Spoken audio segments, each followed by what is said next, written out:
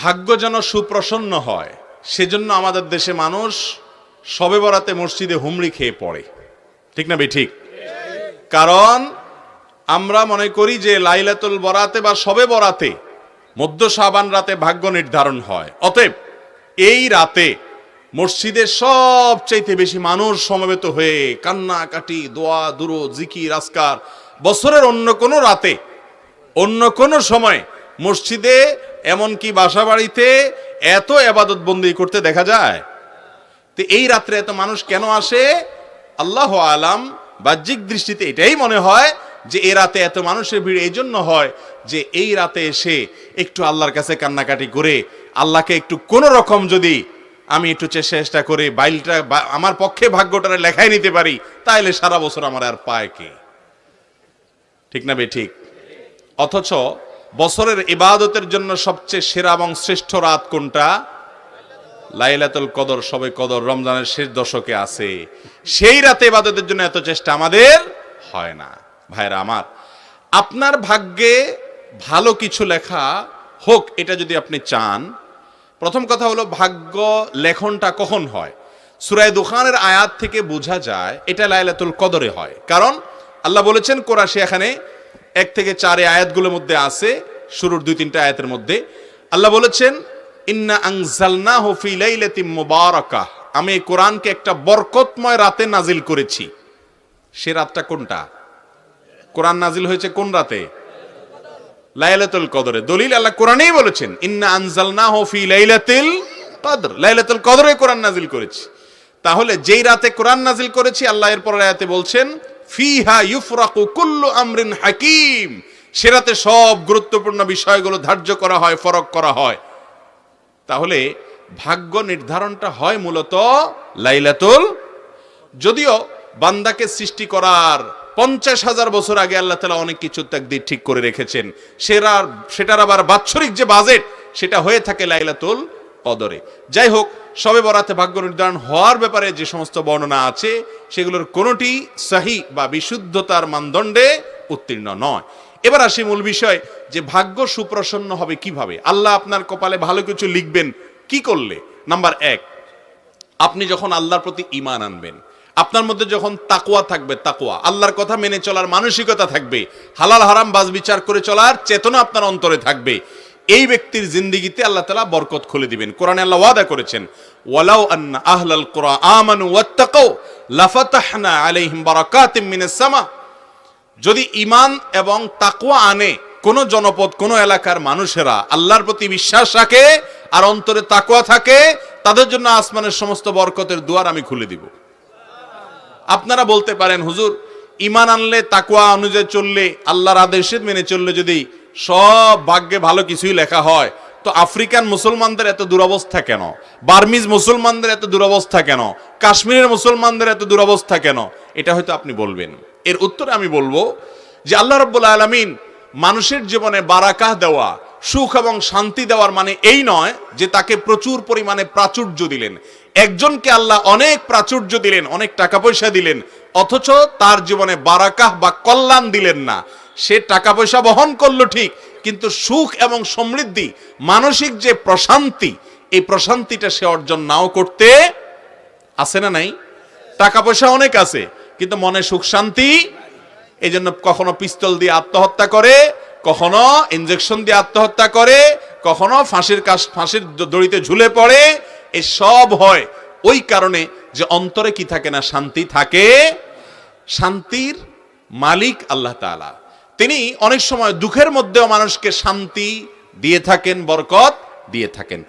প্রকৃত কল্যাণের অধিকারী যদি হতে চান, আপনার কপালে কল্যাণ লেখা হোক এটা যদি চান, তাহলে আপনাকে আল্লাহর প্রতি ঈমান এবং তাকওয়া আনার চেষ্টা করতে হবে। ভাইরা আমার, আমাদের দেশে বেশিরভাগ মুসলমানরা বা সারা দুনিয়াতেই আমরা মনে করি যে আল্লাহ আমাকে এক গাদা টাকা দিয়ে দিলে, অনেকগুলো সম্পদ দিয়ে দিলে, বিশাল ব্যাংক ব্যালেন্স হয়ে গেলে, অনেক জমি জমা হয়ে গেলে, অনেক পাওয়ার হয়ে গেলে আমি বোধহয় আল্লাহর প্রিয় পাত্র হয়ে গেলাম। মনে রাখবেন, ফেরাউনকে আল্লাহ তাআলা অনেক ক্ষমতা দিয়েছেন, কারুনকে অনেক সম্পদ দিয়েছেন, নমরুদকে অনেক প্রতিপত্তি দিয়েছেন, কিন্তু এর কোনোটি তার কল্যাণ আনতে পারে। এই সমাজে বহু মানুষ আছে অনেক সম্পদ প্রভাব নিয়ে চলে, কিন্তু মানসিক প্রশান্তি নাই, আল্লাহ তাআলা তাকে কল্যাণ। আবার অনেক গরিব মানুষ আছে, আল্লাহ তাআলা তাকে অনেক সুখে রেখেছেন। এই জন্য ওই আল্লাহর বান্দা তিনি সুখী মানুষ, অথচ সম্পদ নাই। এই জন্য সুখের সাথে সবসময় সম্পদের সম্পর্ক থাকে। একবার বলে এক রাজা, তিনি রাস্তা বের হয়েছেন সুখী মানুষের জামা নেয়ার জন্য। তো একবার খুঁজতে খুঁজতে খুঁজতে এক লোক পাইছে, তার গায়ে ছালার একটা চট আছে। তো দেখলো যে লোকটা রাস্তার ধারে শুয়ে নাক টেনে ঘুমায়, পাশ দিয়ে ট্রাক যায়, বাস যায়, কোনো তার বিহিত নাই, ঘুম আর ঘুম, শান্তি আর শান্তি। তখন লোকটা চিন্তা করলো যে কি খাইছে না খাইছে, তারপরে এত আরামের ঘুমটা যদি আরামের হয়, লোকটার মনে শান্তি আছে, এটা বুঝাই যায়। লোকটা ঘুম থেকে উঠার পর বললেন, ভাই আপনার মনে কোনো অশান্তি আছে? কয়, না, কোনো অশান্তি নাই, রাজ্যের সব সুখ আল্লাহ আমাকে দিয়েছে, কোনো টেনশন বলতে কিচ্ছু নাই আমার। বলে যে ভাই, তাহলে আপনার এই যে গায়ে যে চটটা আছে, এটা আমাকে দিয়ে দেন, বিনিময়ে আপনাকে আমি এত লাখ টাকা দেব। আমার কোনো শান্তি পাইতেছি না ভাই, ঘুম আসে না, ঘুমের বড়ি খেয়েও ঘুম আসে না, আর অশান্তি, ডিপ্রেশন, এগুলো আমাকে সারাক্ষণ তাড়া করে। মানুষ দেখে যে আমি অনেক সুখে আছি, আসলে সুখ জিনিসটা আমাকে আল্লাহ তাআলা দেন নাই। কিছু ভোগ করি, বাট সে ভোগে আমাকে তৃপ্তি দিতে পারে না। তখন সেই চটালা রাস্তার পাশে শুয়ে থাকা গরিব মানুষটা নাকি তার গায়ের চটটা খুলে তাকে দিছে, বিনিময়ে ওই ভদ্রলোক অনেকগুলো টাকা তাকে দিয়ে গেছে। টাকা দেওয়ার পর এই ভদ্রলোক এই টাকাগুলা চিন্তায়, কি করবে, কোথায় রাখবে, কে নিয়ে যায়, কে না নিয়ে যায়, কে ডাকাতি করে, এই টেনশনে এবার এর ঘুম হারাম হয়ে গেছে। এবার সে ওই লোকরে খুঁজতে খুঁজতে খুঁজতে অনেক কষ্ট করে পাইছে, পায়া বলে, ভাই এই নেন তোমার টাকা। তারে টাকা ছুড়ে মেরে দিয়ে বলছে, ভাই এই নেন আপনার টাকা, আল্লাহর হস্তে আমার সেই চটটা ফেরত দেন, আপনার এই টাকা আমার ঘুম এবার হারাম করে দিস। ভাইরা আমার, কথা কিন্তু বাস্তব। আল্লাহ তাআলা যাকে শান্তি দিবেন না, সম্পদের পাহাড় দিয়েও শান্তি দিবেন না। শান্তি কিন্তু আল্লাহর আনুগত্যে আছে। অতএব আপনার ভাগ্যে আপনি যদি কল্যাণ চান, টাকা চান না কল্যাণ চান? কল্যাণ চান। সুখ চান না পয়সা চান? যদি সুখ এবং কল্যাণ চান, প্রথম কাজ হলো ঈমান এবং তাকওয়া লালন করতে হবে। মুত্তাকিরা কষ্টের মধ্যেও হাসে, দুঃখের মধ্যেও হাসে। নমরুদ প্রাসাদে থেকেও শান্তি পায়নি, ইব্রাহিম আলাইহিস সালাম অগ্নিকুণ্ডে থেকেও শান্তি পেয়েছেন। অতএব আপনি যদি সুখ এবং শান্তি চান, আপনার ভাগ্যে কল্যাণটা লেখক আল্লাহ তাআলা, সুখটা লেখক আল্লাহ তাআলা, যদি চান আল্লাহর প্রিয় বান্দা হওয়ার চেষ্টা করেন। ভাইরা আমার, আমরা যারা এক রাতে ইবাদত বন্দি করে ভাগ্যটা নিজের পক্ষে লিখে ফেলতে চাই, তাদের এক্সাম্পলটা কি জানেন? তাদের এক্সাম্পল, তাদের উপমা হলো, একজনের চেয়ারম্যান সাহেবের ইলেকশনের আগে ধারে কাছেও ছিল না, কোনো কাজে তিনি ছিলেন না, এরকম একজন কর্মী আছে। সে ইলেকশনে চেয়ারম্যান সাহেব জিতার পরে এবার চেয়ারম্যান সাহেবের নারায় তাকবীর দিতে দিতে, স্লোগান দিতে দিতে আয়সা ইউনিয়ন পরিষদে হাজির হয়ে গেছে। এখন সব কিছুতে সে সামনে সামনে থাকে। আরেকজন, সে সারা বছর পুরা নির্বাচনের মৌসুমে চেয়ারম্যান সাহেবের ইলেকশনের জন্য অনেক কাজ করছে, খাটাখাটনি করছে, অনেক পরিশ্রম করছে। এই দুইজনের মধ্যে চেয়ারম্যান সাহেব গম টম নিজে যা পাবেন, এখান থেকে যদি কোনো দুর্নীতি চুরি টুরি করার সুযোগ দেয়, অথবা বৈধভাবে কোনো সুযোগ দেয়, বা নিজের কাছে রাখে, আপন বানায়, কারে বানাবে? প্রথমটারে না দ্বিতীয়টারে? যে আমার ক্যাম্পাস করেছে, যে আমার সারা বছর কাজ করেছে তাকে, নাকি যে জিতার পরে আয়সা একদিনের জন্য আয়সা ভালো হওয়ার চেষ্টা করতেছে তাকে? সারা বছরেরটাকে না? আপনি কিভাবে আশা করেন যে সারা বছর নামাজ কালাম পড়বেন না, আল্লাহর কোনো কথা মানবেন না, এক রাতে এসে মসজিদে কান্নাকাটি করে ভাগ্য সব ঠিক করে ফেলাবেন? কিভাবে আশা করেন আপনি? কথা ঠিক না? ঠিক।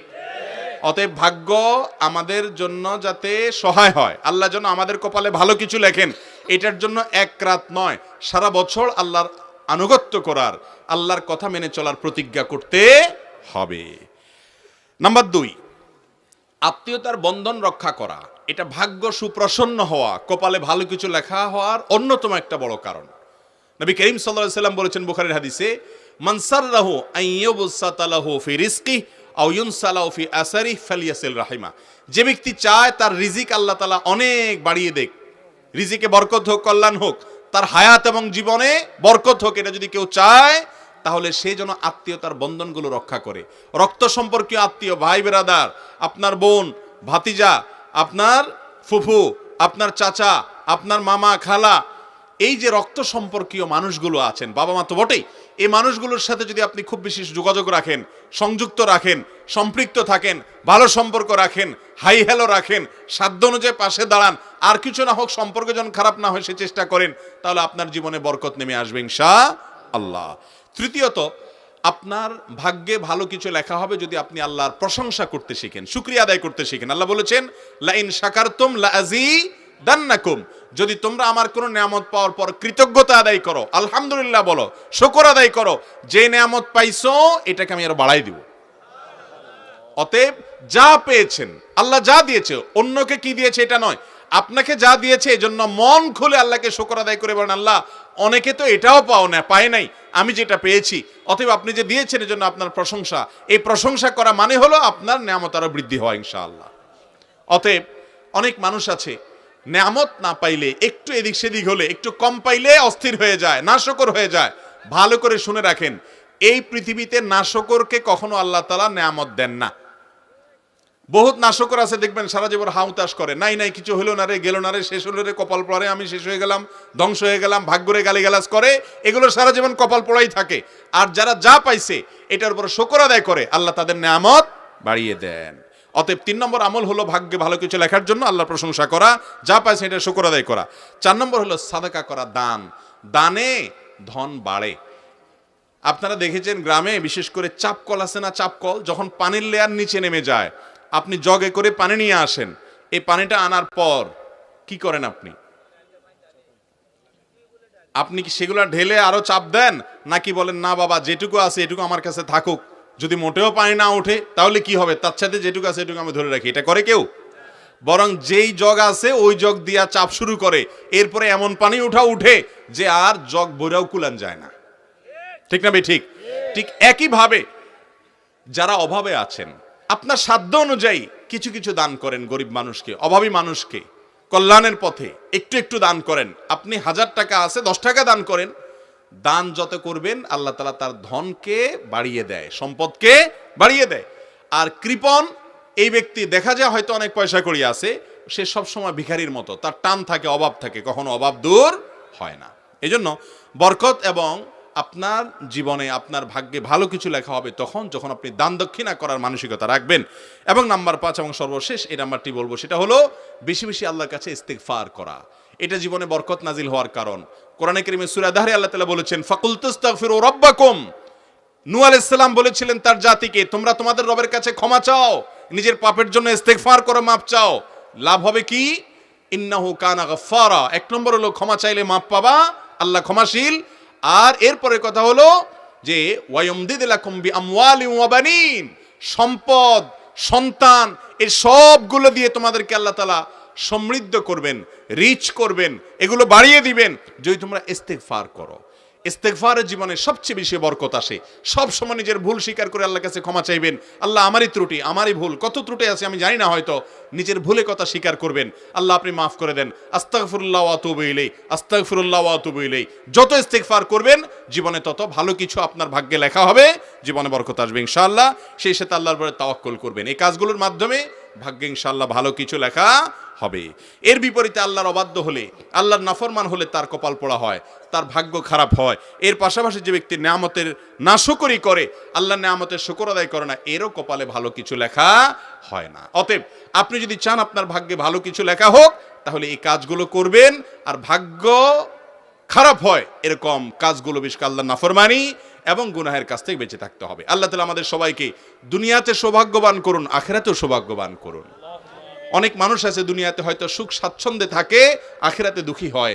অনেক মানুষ দুনিয়াতে দুঃখী হয়, আখিরাতে সুখী হয়। আর কিছু মানুষ আছে দুনিয়াতেও সুখী, আখিরাতেও সুখী।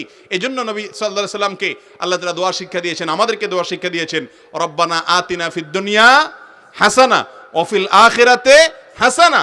আল্লাহ দুনিয়াতেও আপনার কাছে ভালো চাই, আখিরাতেও ভালো চাই। আল্লাহর কোনো অভাব আছে? অতএব আল্লাহর কাছে দোয়া করব দুটোটার জন্য ইনশাআল্লাহ। আল্লাহ আপনার ভাগ্যে ভালো কিছু লিখবেন।